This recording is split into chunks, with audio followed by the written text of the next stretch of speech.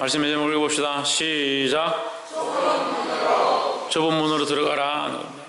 어디로 들어가느냐? 좁은 문으로 들어간다. 좁은 문은 뭡니까? 넓은 문이 아니다. 아무나 쉽게 들어갈 수 있는, 누구나 쉽게 갈 수 있는 길이 아니고 좁은 길이다 라는 겁니다. 우리가 가야 될 길은 좁은 길이다 하는 겁니다. 왜 좁은 길을 가야 하느냐? 예수님께서 가신 길이 좁은 길이다 그랬습니다.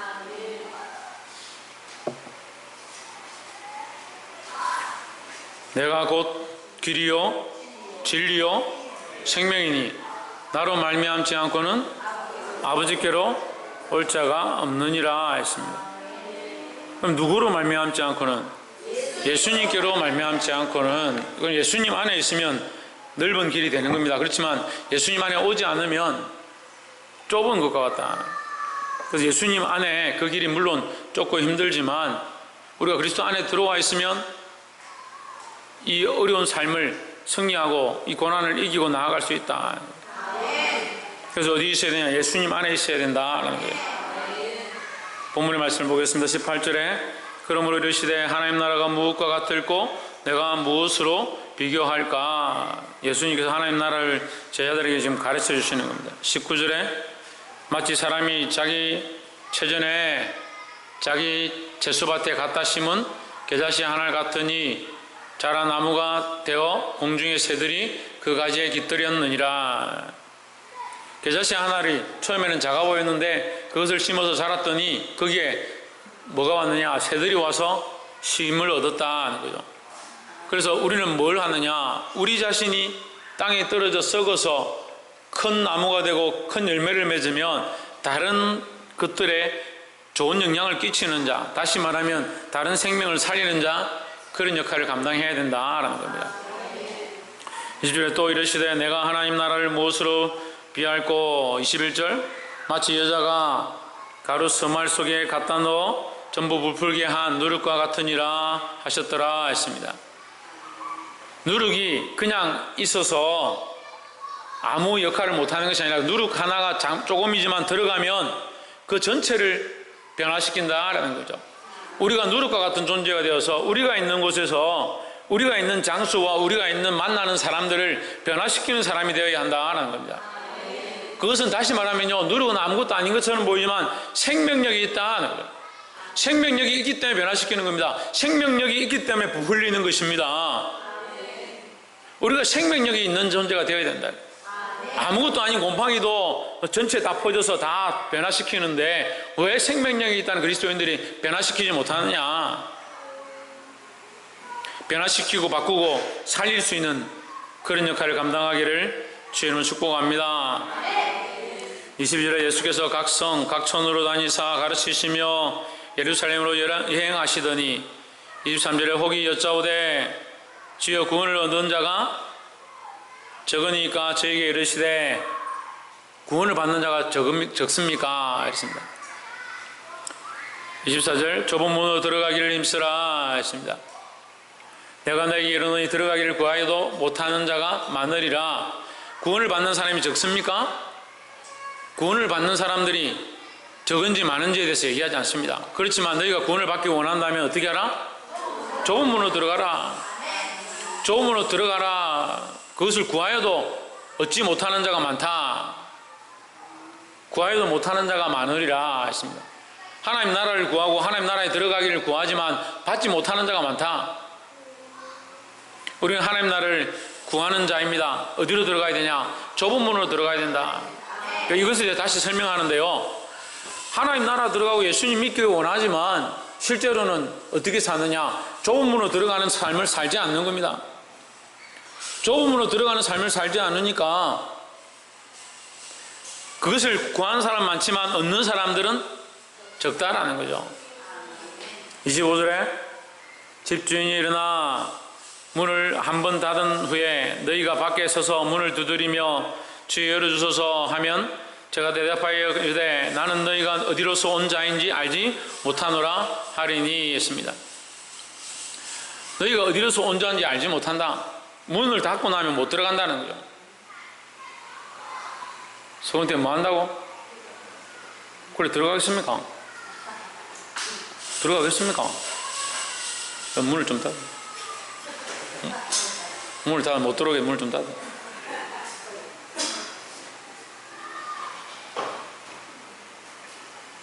문을 닫고 나면 들어올 수 없다. 그럼 우리는 닫기 전에 들어가야 된다는 거죠. 그럼 하나님 나라가 닫히기 전에 들어가야 되는데 기회가 언제 있느냐? 언제 있습니까? 지금 있습니다. 지금이 기회입니다. 우리가 구원받을 만한 때가 언제냐? 이때입니다. 이때 구원을 얻어야 합니다.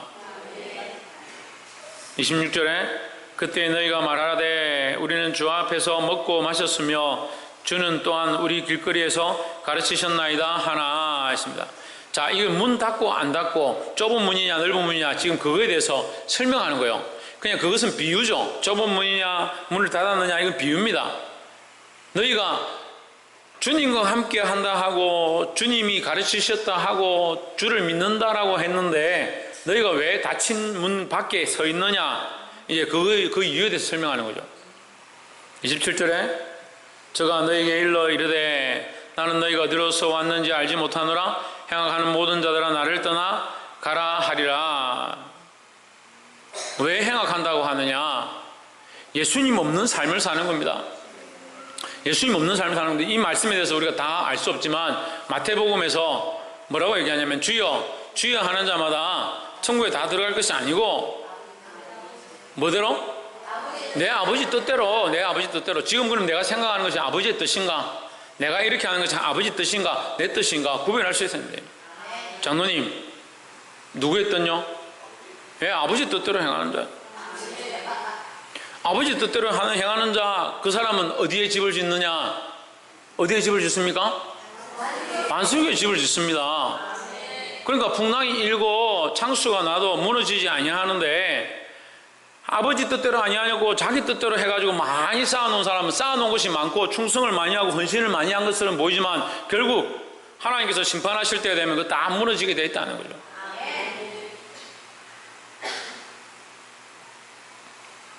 볼 수 있기를 소망합니다.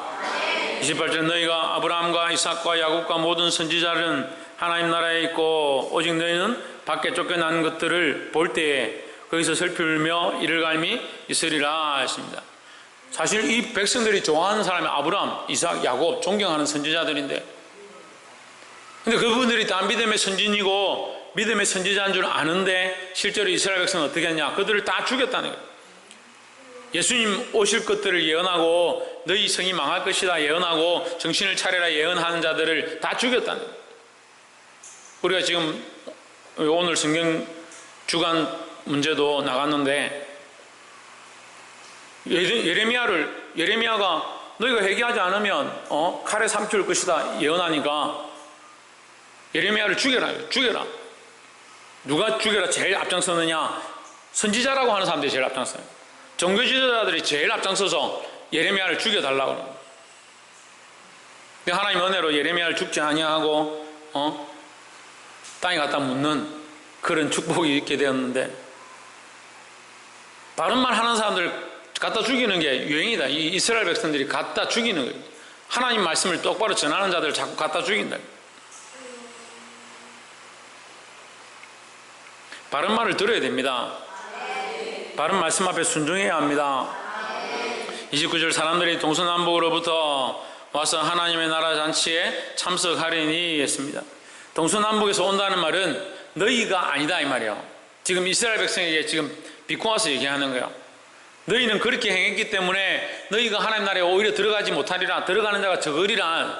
오히려 어디서 오느냐? 동서남북에서 온다. 동서남북 뭐예요? 온 세계 열방 가운데서 온다 하는 거예요. 할렐루야. 그래서 동서남북 전 세계 온 세계 열방 가운데서 와서 천국을 침노하는 그 역사가 있다라는 겁니다. 신주기 형 뭐가 있다고? 신주기 형 눈은 떴는데 입은 있는데 말은 못하고. 지대현 뭐가 있다고? 천국에 들어가는 천국을 침노하는 역사가 있다. 누가 들어가야 되느냐? 남들이 침노하는 걸 보게 되고 그거 구경하러 있는 게 아니고 우리가 들어가야 한다라는 겁니다. 30절에 보라 나중된 자로서 먼저 된 자도 있고 먼저 된 자로서 나중될 자도 있느니라. 할렐루야. 이것이 사실은 좋은 말씀이 아닙니다. 나중된 자에게는 좋죠. 먼저 된 자에게는 안 좋을 수 있습니다. 그런데 다 그렇진 않지만 그런 자도 있다. 그러니까 나중된 자가 먼저 되는 경우도 있고 먼저 된 자가 나중되는 경우도 있다라는 겁니다. 우리가 나중되었든 먼저 되었든 정신을 차리고 하나님 앞에 충성하고 바른 길로 가고 좁은 문에 들어가고 주님 가신 길, 예수님 가신 길을 함께 걸어가면 먼저 된다라는 거죠. 31절에 곧 그때 어떤 바리새인들이 나와서 이르되 나가서 여기를 떠나소서 헤롯이 당신을 죽이고자 하나이다. 그래 예수님 편에 선 것처럼 당신을 죽이고자 하나이다 이렇게 얘기를 해줬습니다. 32절에 예수님께서 뭐라고 하시냐면 이르시되 가서 저 여호에게 이르되 오늘과 내일은 내가 귀신을 쫓아내며 병을 고치다가 제3일에는 완전하여지리라. 오늘 내일이 중요한 것이 아니라 3일이 중요하다. 예수님은 3일째 완전하여질 것이다 했습니다. 3일은 뭘 말합니까? 부활을 얘기하는 겁니다. 부활. 예수님의 십자가 사건 뒤에 부활하실 것들을 예언하면서 말씀해 주시는 겁니다. 오늘 내일은 우리는 뭘 해야 되냐? 우리도 또한 이 일들을 해야 합니다. 우리가 이 땅에 있는 동안에 오늘과 내일에 뭘 하느냐? 귀신을 쫓아내고 병자들을 고치고 가난한 자를 돌아보고 구제하는데 교회가 일해야 합니다. 누가 하느냐? 내가 해야 합니다. 내가 구제하고 가난한 자를 살리고 죽어간 자를 살리고 그들을 복음으로 일으키는 일을 누가 하느냐? 내가 해야 합니다. 오늘과 내일은 이것을 하고 사흘에 하나님 오실 때 우리가 살아나게 될 그것들을 꿈꾸시길 바랍니다. 33절에 그러나 오늘과 내일과 모레는 내가 갈 길을 가야 하리니 선지자가 예루살렘 밖에서는 죽는 법이 없느니라 했습니다. 자, 선지자가 예루살렘 밖에서 죽는 법이 없다. 이것에 대해서 또 34절에서 설명을 해줍니다. 왜 이런 얘기를 하느냐? 예루살렘아, 예루살렘아, 선지자들을 죽이고 내게 파송된 자들을 돌로 치는 자여. 누가 파송했습니까? 예, 하나님께서 파송했습니다. 우리가 선지서를 이렇게 읽어보면요, 하나님께서 부르셨다. 타작마당에서 부르시고 소 치는 데서 부르시고 밭에 농사 짓고 있는데 부르시고. 누가 부르셨냐? 하나님 부르셨다는 거예요. 하나님 부르셔서 파송했다는 거죠. 하나님 보내신 종들을 어떻게 했느냐? 예루살렘이 죽였다는 거죠. 여러분, 이것을 두 가지인데, 한 가지는 이 선지자들의 피로 말미암아 그래도 예루살렘이 산다. 또 한 가지는 그 피 때문에 너희가 피값을 치르게 될 것이다 하는 거예요. 선지자를 죽인 피값을 치른다. 그러니까 우리가 정신을 차려야 되는 거예요. 오늘 똑같이 예수 믿는다라고 하는데 어떤 사람은 예수님의 피값을 물을 사람이 있고요, 어떤 사람은요 예수님의 피로 구원받을 사람이 있는 거예요. 예루살렘아 예루살렘아 선지자들 죽이고 내게 파송된 자들을 돌로 치는 자여. 이 완악하고 완고하고 악해서 어떻게 하냐? 주의 종들을, 주의 복음을 들고 온 선지자들을 돌로 쳐 죽였다. 그들이 돌로 친 그 피로 말미암아 예루살렘이 그래도 은혜를 입고 살아나게 되지만, 거기에 돌로 친 사람들은 결국 뭐예요? 그 피값으로 멸망하게 되는 겁니다. 그러니까 우리가 이거 정신 차려야 됩니다. 예수님이 우리를 위해 죽으셨습니다. 그 십자가는요 우리에게 두 가지 길을 가르치는 거예요. 십자가로 말미암은 구원과 십자가로 말미암은 말하기도 무섭습니다. 십자가로 말미암은 멸망이에요. 그러니까 십자가 미루는 자들에게는 멸망이 빈 거고, 구원을 얻는 우리에게는 할 말이 없네. 하나님의 능력이 됨이라 했습니다. 할렐루야. 오늘 성경 퀴즈에 저렇게 하면 1등 할 건데. 우리에게는 구원의 도고, 우리에게는 구원을 얻는 길이 되지만, 미련한 자들에게는 십자가의 도를 아무리 얘기해도 그들에게는 오히려 뭐냐? 멸망의 빈기가 된다. 그 예루살렘아 예루살렘아 선지자들을 죽이고 내게 파송된 자들을 돌로 치는 자여. 예루살렘이 축복의 도성이기도 하지만, 구원의 도성이기도 하지만, 반대로 하나님의 말씀을 듣지 않고 완악한 자들의 도성이기도 한 거예요. 조금 더 한 가지 더 해야 되는데 그건 너무 여러분이 이해하려면 좀 시간이 많이 걸리고 어려우니까 그건 넘어가겠습니다. 다음에 제가 기회가 되면 하겠습니다. 암탉이 제 새끼를 날개 아래 모음같이 내가 너희 자녀를 모으려 한 일이 몇 번이냐? 암탉은 누구를 얘기합니까? 암탉은 누구를 얘기합니까? 베드로 얘기합니까? 암탉은 누구를 얘기합니까? 예? 이렇게 자신이 없으니까 한 3번 물으면 꼭 말을 안 하지. 오늘 퀴즈 대회에 3번 물어봐야겠다. 3번까지 끝까지 자신있게 말해야 맞다. 암탉이 누굽니까? 하나님이죠. 하나님. 아버지 하나님이죠. 아버지가 우리를 그 날개 아래 새끼를 보호함같이 우리를 품으셨다는 거죠. 날개 아래 모험같이 내가 너희 자녀를 모으려 한 일이 몇 번이냐? 셀 수가 없습니다. 셀 수가 없어요. 이 말씀을 보면요, 정말 셀 수가 없어요. 얼마나 하나님께서 사랑하시고 기회를 주시고 또 선지자를 보내시고 또 말씀하시고, 선지자를 보내서 안 되면 아수르의 몽둥이를 들어서 바벨론의 채찍을 들어서 애굽을 들어서 그렇게 하는데도 정신을 못 차립니다. 너희 자녀를 모으려 한 일이 몇 번이냐? 셀 수 없습니다. 그러나 너희가 원하지 아니하였도다. 결국 너희가 화를 입는 것, 너희가 망하게 되는 것, 내가 너희를 도무지 알지 못한다고 하게 되는 것, 그 결과를 받는 자는 뭐냐? 너희가 선택한 것이라는 거예요. 우리가 이거 알면 할 게 아니고, 우리는 나중된 자가 먼저 되는 자리 가운데 나아가고, 우리는 주의 거룩한 종으로서 오히려 보냄을 받는 자, 이 선지자의 자리에 나아가고, 고난받고 핍박받고 돌 맞고 때로는 죽임을 당하는 자리 가운데 있기를 사모하시기를 주의 이름으로 축복합니다. 더 나아가서 동서남북에서 돌아와 하나님 나라에 모이는 것들을, 그 모이는 것들을 구경하는 것이 아니라 그 모이는 것에 함께 참여하는, 옆에서 한번 보십시오. 하나님 나라에 함께 참여할 자가 됩시다. 35절 보라. 너희 집이 황폐하여 버림바 되리라. 내가 너희에게 이르노니 너희가 주의 이름으로 오시는 이를 찬송하리라. 주의 이름으로 오시는 이를 찬송한다. 이게 뭐냐면 호산나죠.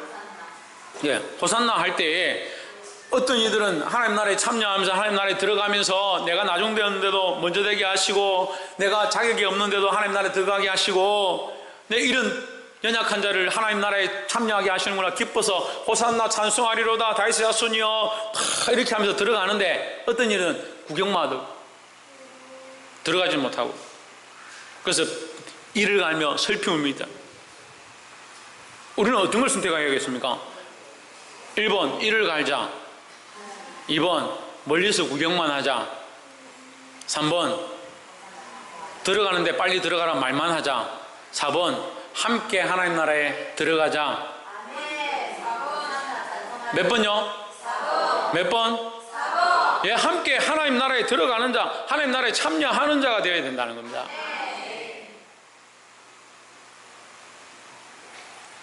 말씀을 맺겠습니다.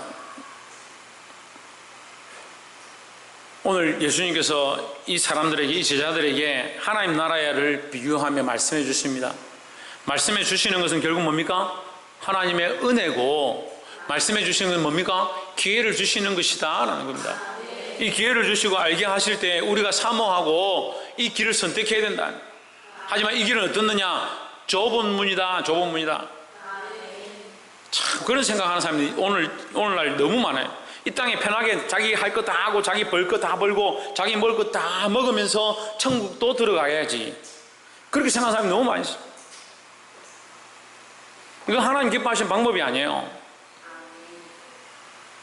물론 우리가 하나님 나라를 위해서 수고하고 헌신한다고 해서 전부 다 가난하게 되고 다 배고프고 다 힘든 건 아니지만, 우리의 방향이 이 사도 바울과 같아야 하고, 우리의 방향이 그리스도의 모양과 같아야 하고, 우리의 방향과 우리의 나아가고자 하는 것이 조금 가난하고 조금 배고프고 조금 희생하고 조금 헌신할지라도 영혼을 살리고자 하는, 이거 하나님 나라의 소망을 가진 자의 삶을 살아야 될 줄 믿습니다. 기도하겠습니다.